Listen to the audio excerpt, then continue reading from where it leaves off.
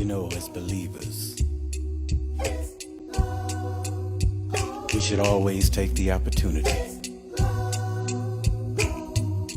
to tell others the story of Jesus. Love so amazing, this story I tell of love everlasting. No thought for himself. And if someone should ask me why, all I can say is that's just how he is. 'Cause I don't know why. No, I don't know why, but I'm glad about it. Yes, I'm glad about it. And I never thought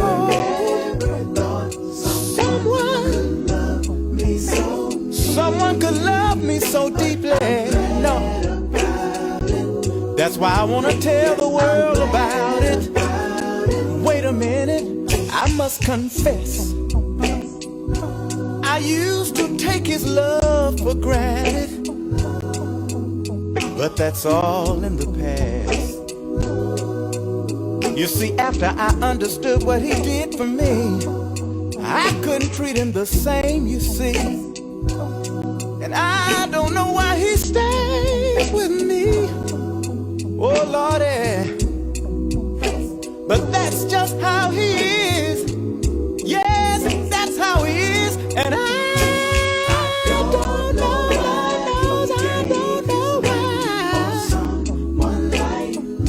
But oh, I'm so glad about it.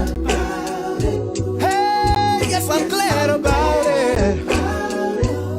And I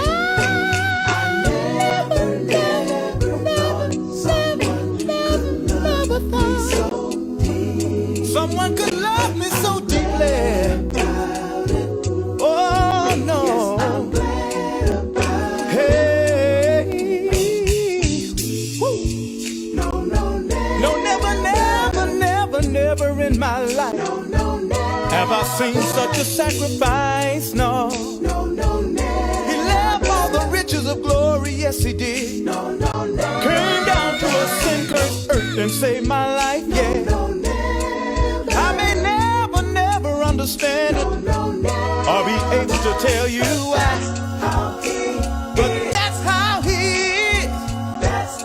Hey, hey.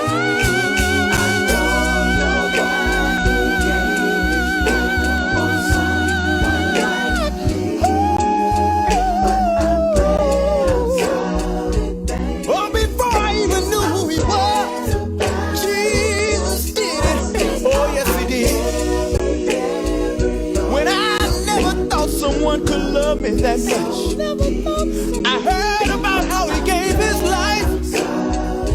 Oh, let me tell you the story now. You may have heard about the passion of the Christ, but oh, do you really know what it was like? Do you know how they beat on him all night long? And on his head they put a crown of thorns. Oh, but that's not all they did to my Lord and Savior. Those evil men nailed nails in his hands, and they nailed nails in his feet, and they hung him out on a cross for the whole wide world to see. Though he had done nobody no wrong, his love was so strong. He just kept on hanging there until he died. Look at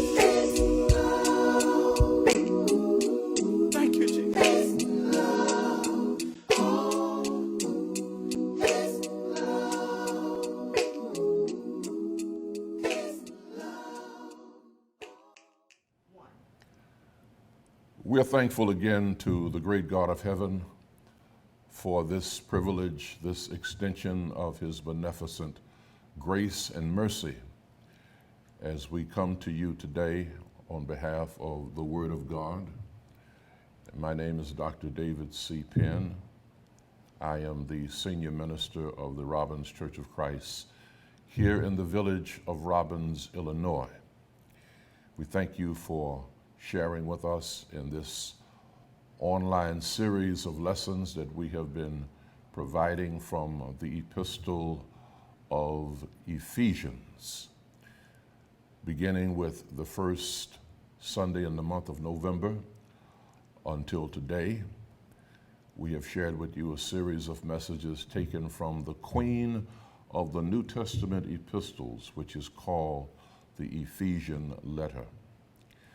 So today we would like to invite your meditation in this last sermon to Ephesians chapter 5.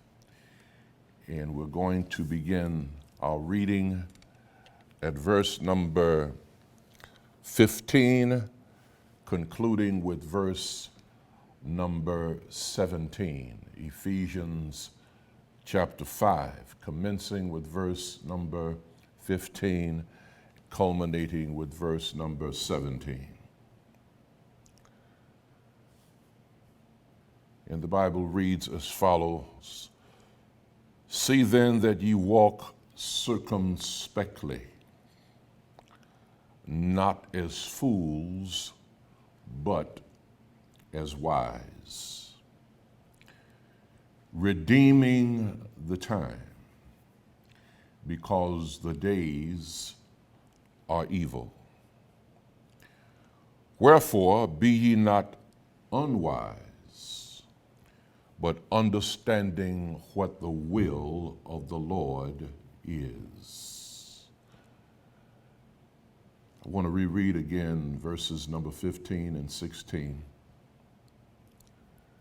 "See then that ye walk circumspectly, not as fools, but as wise, redeeming the time, because the days are evil." I'd like to share with you in this concluding message the subject, the gospel according to Forrest Gump.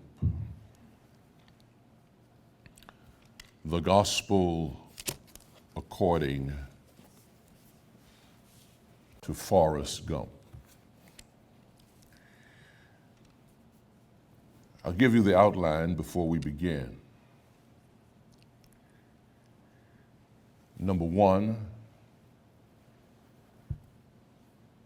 life is filled with many surprises.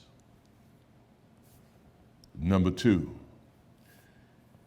you may not be the best, but always do your best. And number three, a promise is a promise. Those are the three areas of concentration that we want to look at today. Again, life is filled with many surprises. Number two, you may not be the best, but do your best. And number three, a promise is a promise.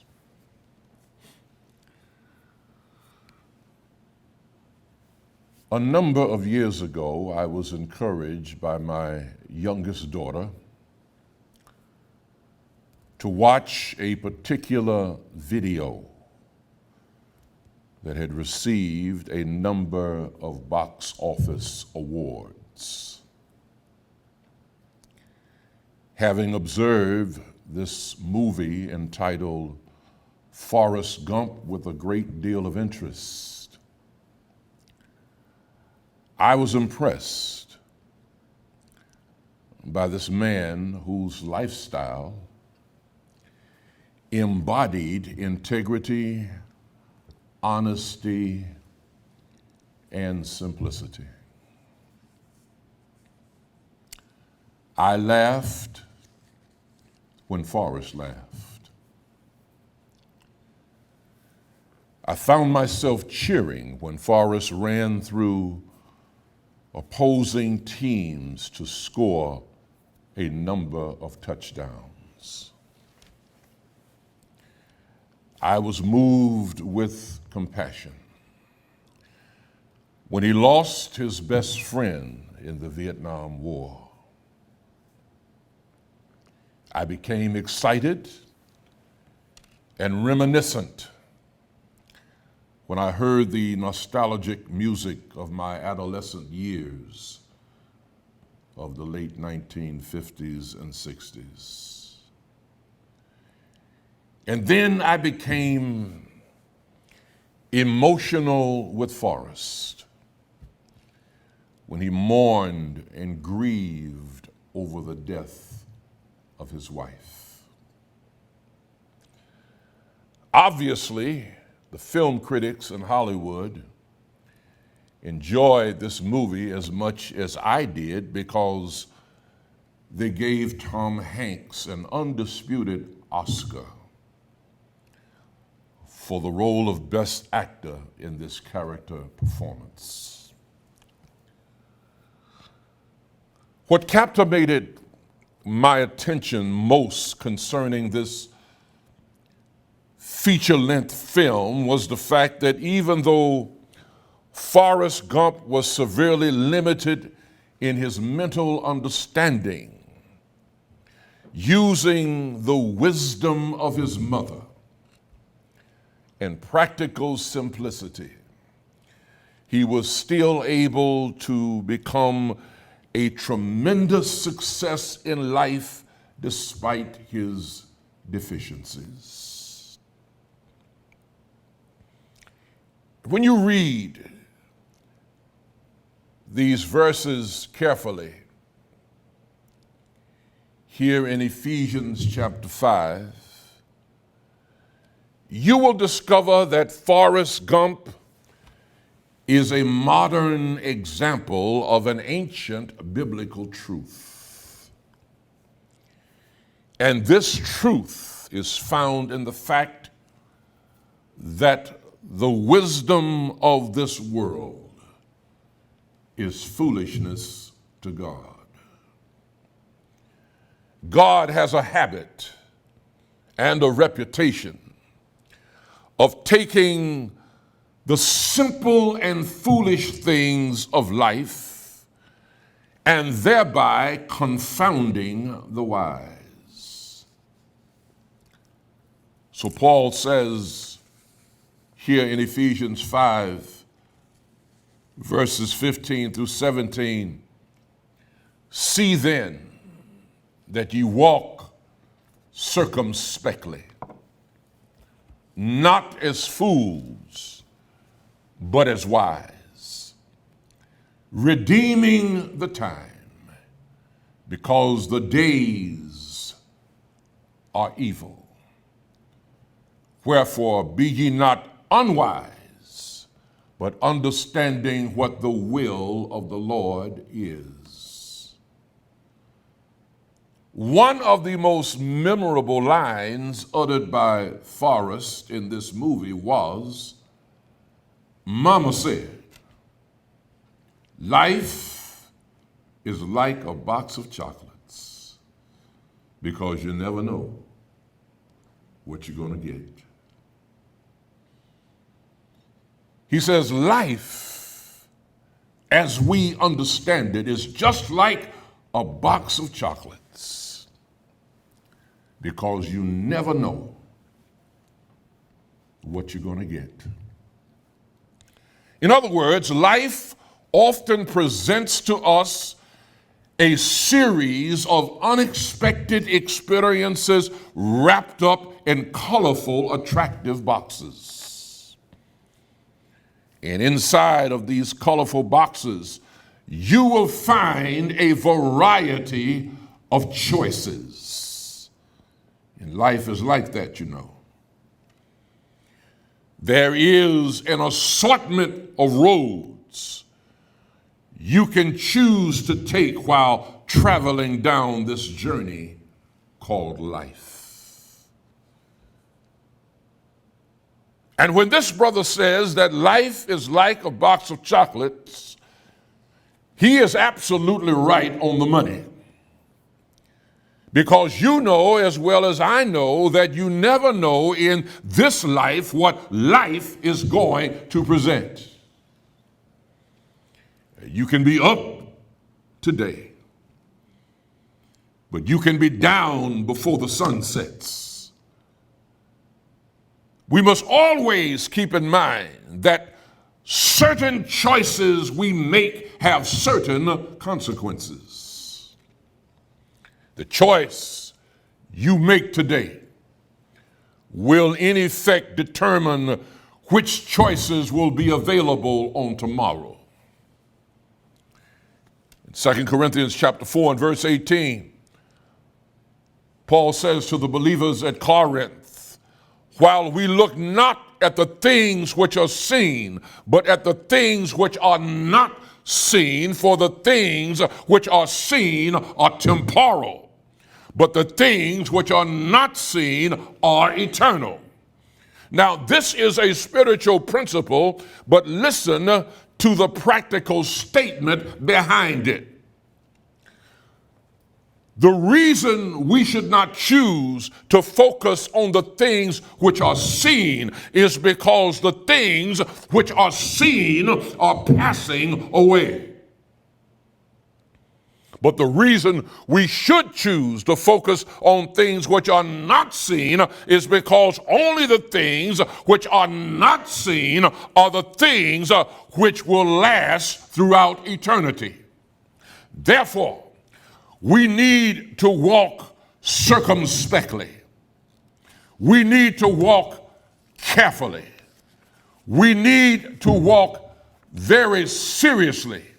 We need to walk not as fools, but as wise. The next question we need to address is, what is wisdom? What does it mean to be wise? First of all, you need to understand that wisdom does not necessarily mean knowledge. Yeah, we got a whole lot of smart fools in our world today and in our society. Just because one is smart does not necessarily mean that they are wise. I believe it was Solomon who said that the beginning of wisdom is fear of the Lord. And anyone who has no fear of God in their life, they are fools. Wisdom is being able to practically apply the knowledge you have. You can be an outstanding basketball player on the court and still be a poor coach on the bench. You can be an effective lawyer and still be a poor judge. You can have experience and knowledge, but it does not necessarily make you wise. It takes a special kind of knowledge to be able to balance all that you know. Secondly, Forrest says something that we all need to take into consideration. I like this, brother. He says, whatever you do, you ought to do your best with what God has given to you. Now, if you watch this movie, you will remember that Forrest had an IQ of only 75. And yet, with an IQ of 75 and giving his IQ to God, he was able to astound the world. Don't you know that God can take someone with an IQ of 75 or even less and still accomplish great things. The principle here is that you should always give God your best. You may not be the best, but give God your best. But so many of us, we have become beleaguered with the ideology of a that's good enough attitude. Forrest was limited, but he gave to life and to God his very best. And because he gave to life and to God his best, God took his little and turned it into a lot. And I know that he gave his best because he risked his life to save his fellow comrades. He subjected himself to both physical and verbal abuse in order to pull someone he loved out of a destructive situation. He loved unconditionally and refused to give up in spite of the many issues that he faced. Forrest believed in Paul's principle of redeeming the time because he gave the best that he could.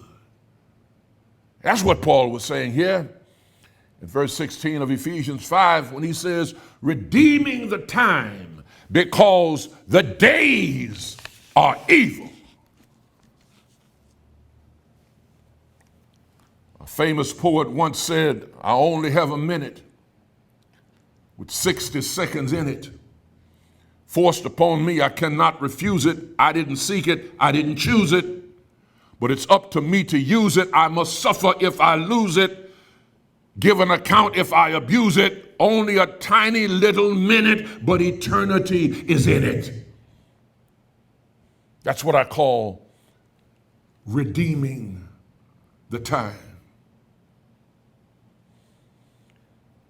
It's a sad commentary, but a whole lot of us have a vague and loose idea of time. And sometimes it amazes me at how often some of us take time for granted, especially when it comes to religious matters. We give everybody else all of the time that they want and all of the time that we can find, but when it comes to the Lord, some of us have a short supply of time that we invest in the kingdom. Now watch this. Watch this. I like what Paul does with this. He says, again, redeeming the time. Watch this. The word redeeming in verse 16 of Ephesians 5, it comes from the word redeem or redemption. And it has at least two meanings in Scripture. It can mean, number one, to buy back something that has been lost. I told you about that in our second sermon, Ain't That Good News? Adam lost something, and Jesus had to redeem it back from Satan. But secondly, the word redeeming or to redeem, it can mean to seize an opportunity that is present. In the context of this passage, the word redeeming means buying up an opportunity, taking advantage of an opportunity. It suggests a ship which takes advantage of the wind and the tide when it is out on the water. in order to arrive safely back in the harbor. Not only do we need to understand the importance of time, but we also need to understand the importance of taking advantage of what little time we have in this life. Because this life is short. We are here today. And we used to say we're gone tomorrow, but no, we're here today and gone today. Job was right when he said, man that is born of a woman is but a few days, not years, just a few days, and filled with trouble. We only have a minute, but eternity is in it. We need to take time seriously. You've got to seize the opportunity and buy time wisely. We use time for everything, but we ought to use more time in giving God the praise and the glory for it being as well with us as it is. Wherever you go, be on time. When you go to work, be on time. When you go to school, be on time. When we get back to church, you ought to be on time.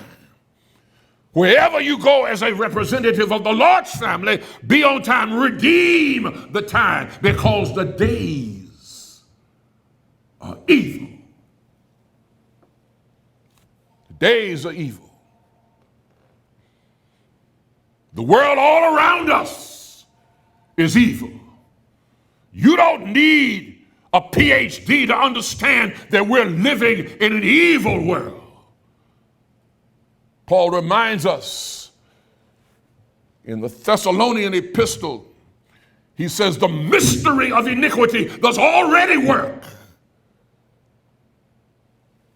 This is a world that is filled with hate, envy, self-centeredness, and bitterness. This world is filled with the ungodly, the unsaved, and those who have very little value of life. The times and the days in which we're living in right now are evil.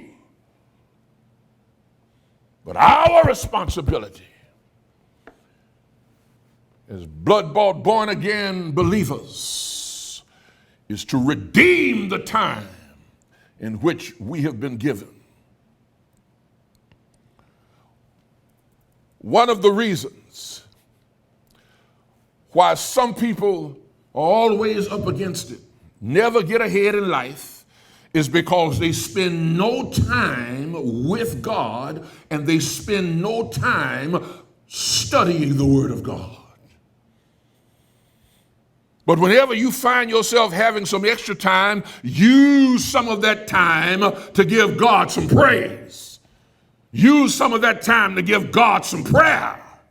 Use some of that time in studying the Word of God. Otherwise, the evil of this world will saturate your mind.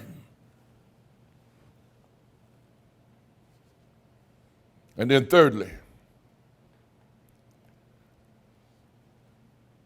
not only is life filled with many surprises and choices, not only should you strive to do your best, but number three, Forrest said something else I believe is worth mentioning. He said, a promise is a promise. When he came back from Vietnam, the first thing he wanted to do was to start a shrimp business. He told his family what he wanted to do, and they tried to talk him out of it. Told all of his friends what he wanted to do, and they all tried to talk him out of it. But Forrest made up his mind that he was going to do it anyway, because he had promised his dying soldier friend that he would carry out the fulfillment of his dream.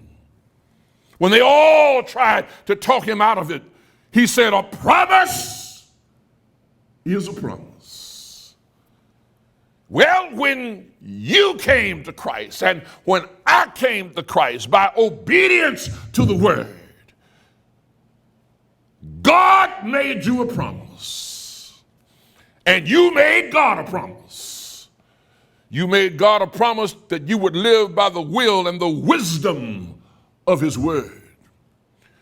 So I thought it might be helpful for me to remind you that a promise is a promise. Need to come back to the way of the Lord, not walking as the unwise, but understanding what the will of the Lord is. And remember also, you will never understand God's will until you read God's word. If you want to know what's on God's mind, read God's word. See, I do need to tell you that we need to redeem the time, because this outward man is perishing every day. Oh, yes, it is. And not just mine, but yours too. We don't hear like we used to.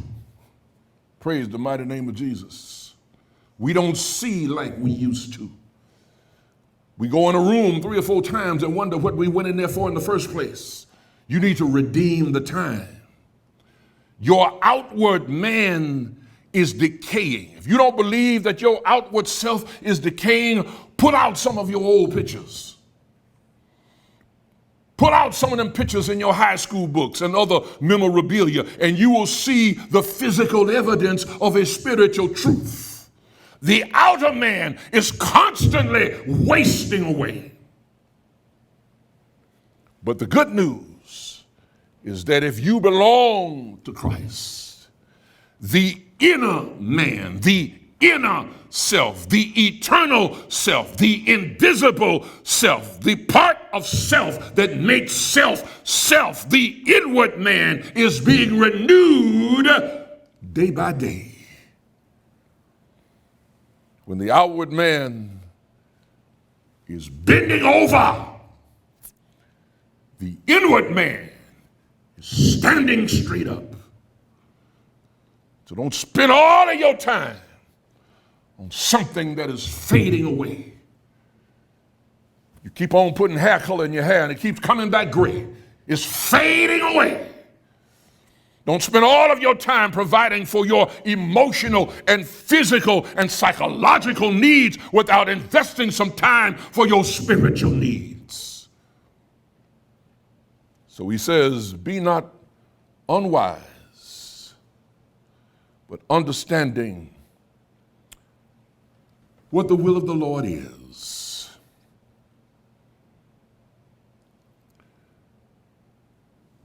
Forrest said, promise is a promise. And I don't know about you, but God has promised me some things, and I believe in the promises he has made. He has promised to be a friend and pick us up when men have knocked us down. He has promised to be our strength and open closed doors that no man can shut. He has promised to be with us, and no wise will he forsake us. God has promised that when we pass through death's chilling walls, the waters will not overthrow us. The rivers shall not overflow us. The storms will not overtake us. The fires will not overwhelm us. I know that his word is true. His motives are pure. His law is just. And his ways are right. I know that his heart is kind. His grace is sufficient. His yoke is easy, and his burden is light. I know that his mercy is great.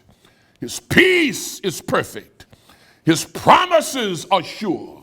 And his power is unlimited, because a promise is a promise. When you come to the end of life, you don't want God to call you a fool. Amen, somebody. That's what the Lord said to that man in Luke 12, who spent all of his time focusing upon himself and mundane matters. Watch his language. He said, I will pull down my barns, and I will bestow all of my truths and fruits and goods. And I will say to my soul, soul, thou hast much goods laid up for you for many years. Take thine ease, eat, drink, and be merry. But God said, thou fool, you have majored in minors, and you have minored in majors. This night thy soul shall be required of thee. Then whose shall these things be which thou hast provided? Don't ever let God call you a fool. Now the movie closed with Forrest sitting by the tombstone of his beloved wife, Jenny. And Forrest hit the nail on the head when he said, death is only a part of life. He said, I don't know if we have a destiny or if we're floating as an accident on the breath of wind. Well, I think I can help Forrest out here a little bit, because we do not go through life as an accident. Search the scriptures. One word you will not find in the Bible is the word accident, because God doesn't deal in accidents. God deals in providence.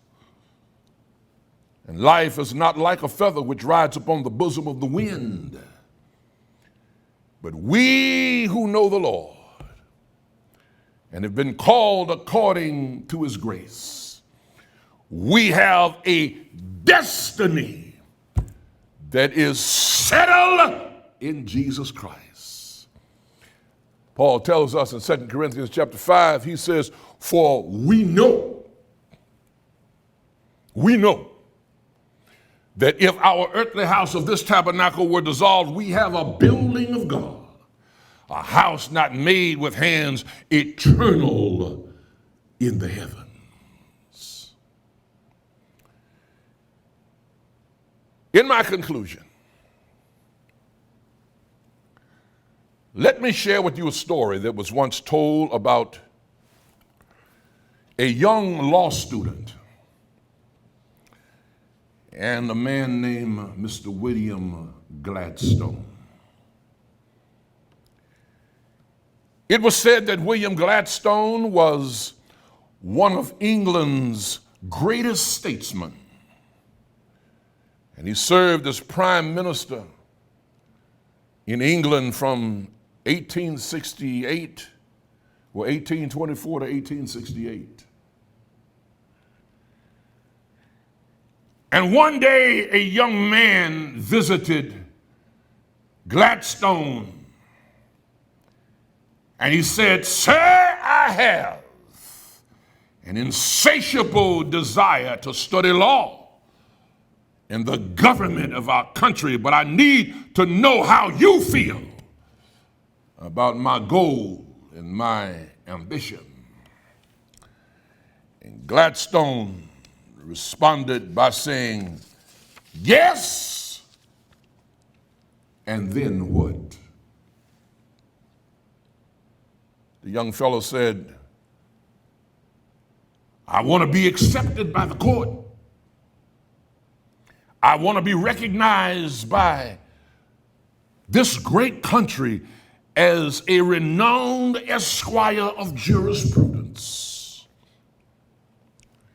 Gladstone replied, yes, and then what? The young man continued by saying, I'd like to serve in Parliament like you and gain respect in the House of Lords. And Gladstone said, yes, and then what? He said, I want to serve faithfully and have an impact on my country and fellow citizens. And Gladstone said, yes, and then what? He said, then I would like to retire and live happily for the rest of my life. Gladstone said, yes, and then what?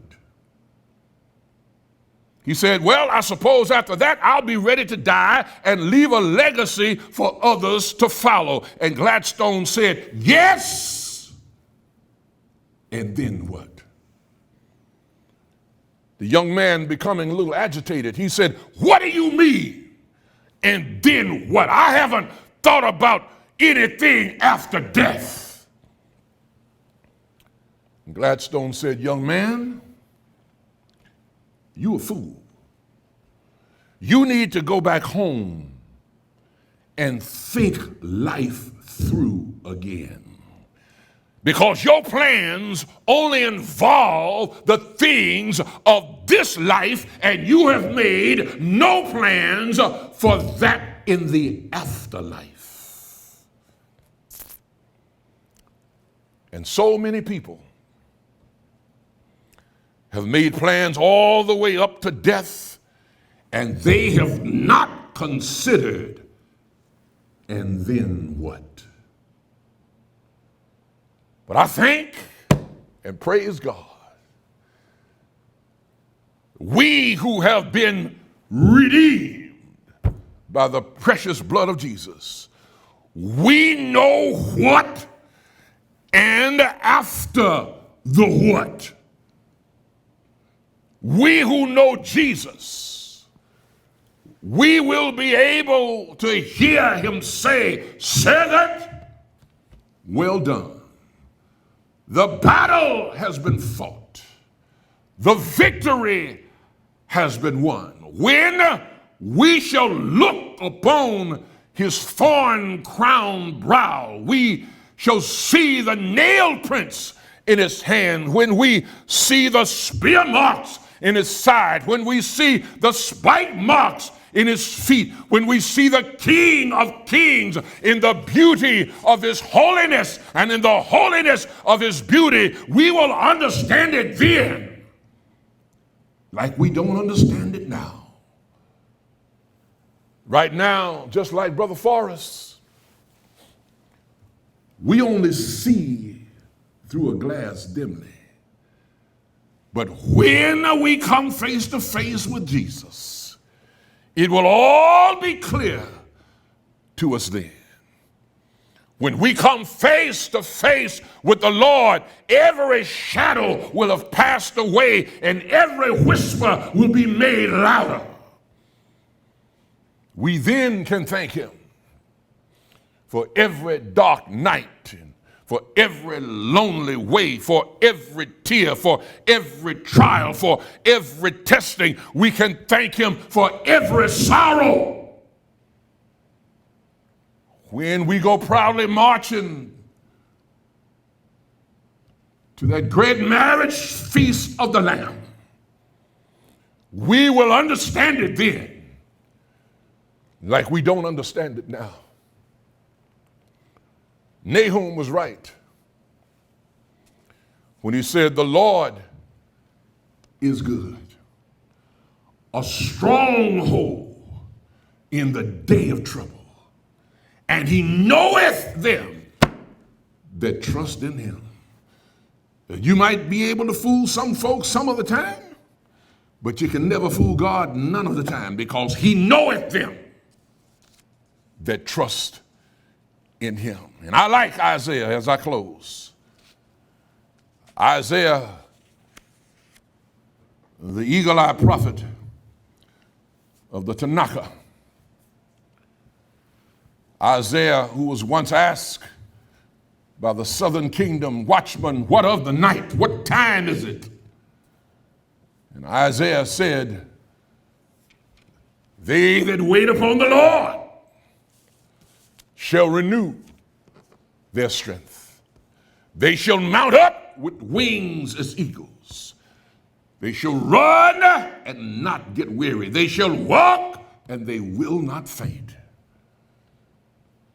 But in order for God to keep his promise to us, we've got to keep our promise to him.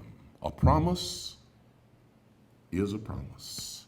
May God bless you, and we again thank you for listening to us in these series of messages taken from the epistle to the Ephesian believers. And I want to remind you, if you have not happened across Ephesians chapter 4 and verse 4, the apostle says there is one Lord, one faith, and one baptism. There's no such thing in the Bible about you got your faith and I got my faith and you go your way and I'll go my way and we'll all end up at the same place. We will, but it won't be where we want to be. Paul says there is but one faith, and that faith can be found in the Word of God. Romans 10:17, so then faith come by hearing, and hearing by the Word of God. If God said it, it must be all right. If God didn't say it, it must not be all right. And we can only find our religious faith and practice within the New Testament scriptures. If it ain't in the book, you need to take another look. So again, you can find us on the web at www.robinschurchofchrist.org. If you would like to make a donation to this ministry, there is a giving link that you can click on, and whatever you need to do in order to suffice that, it will be much appreciated. I ask for your continued prayers on behalf of all of us in the universal kingdom as well as this local congregation. May God keep you in the providence of his care.